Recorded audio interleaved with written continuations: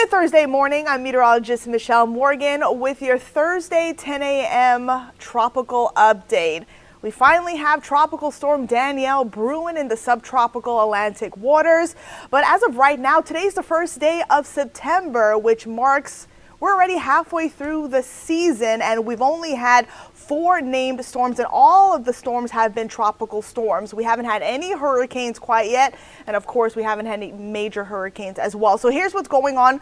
We have Tropical Storm Danielle way off to the north in the northern Atlantic Ocean, and as of right now it's looking very good on satellite imagery, but not a threat to any land.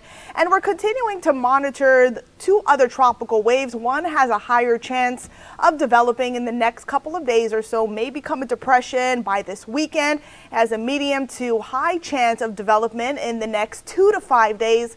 And then we have another tropical wave closer to the Cabo Verde Islands and has a low chance of development in the next 2 to 5 days or so. That area very messy, and it is running into a little bit of wind shear. Also, there's still a ton of Saharan dust in the area, so you have that dry sinking air, so it's going to struggle a bit trying to get itself together. So here we go. Tropical Storm Danielle. It has maximum sustained winds of 40 miles per hour, and it's looking really good. Starting to see a lot of that convection trying to wrap around the center of the system. It has stronger wind gusts of 50 miles per hour and is moving very slowly to the east at 2 miles per hour. So as of right now, as I mentioned, it's not going to be a threat to any land, but the latest forecast track from the National Hurricane Center shows that it could potentially become our first hurricane as we go through the weekend. So we'll continue to watch it, but again, not a threat to any land. Tropical Wave Invest 91L, we're continuing to investigate this spot. Slow development is expected. And again, as I mentioned before, it may become a tropical depression as we go through the weekend. So it has a 50% chance of tropical development as we go through the next 48 hours, an 80% chance as we go through the next 5 days or so. And it looks very messy. A lot of the thunderstorms are really all over the place. It is found a couple of 100 miles east of the Windward Islands, As we take a look at the ensemble guidance here, really all over the place, but a lot of them are keeping it over the Atlantic Ocean. It may clip a few of the Caribbean islands or potentially Puerto Rico. We'll continue to watch it, of course, but this most likely will remain a fish storm as we go through the next several days or so.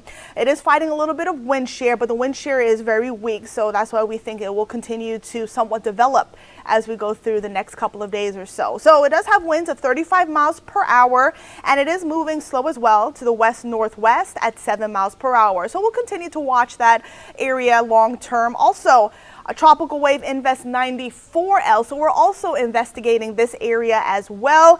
Very poorly organized as it's closer to the coast of Africa, and it has winds of 30 miles per hour moving to the northwest at 9 miles per hour. So as we take a look at a few models here, also most likely another fish storm.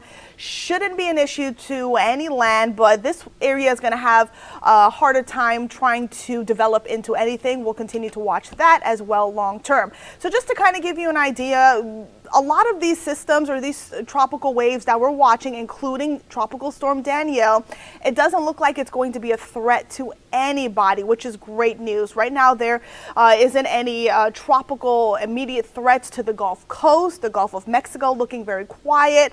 And there are a few waves in the Caribbean, really the Western Caribbean Sea, but really not a concern, and the National Hurricane Center hasn't highlighted anything in those areas. So we'll continue to watch that long term. If that area that has a higher chance of tropical development gets a name, the next name on the list is Earl. So that does it for me for now. Today is September 1st. I'm meteorologist Michelle Morgan with your 10 a.m. tropical update. And of course, we'll continue to keep you updated what's going on. Thanks for watching.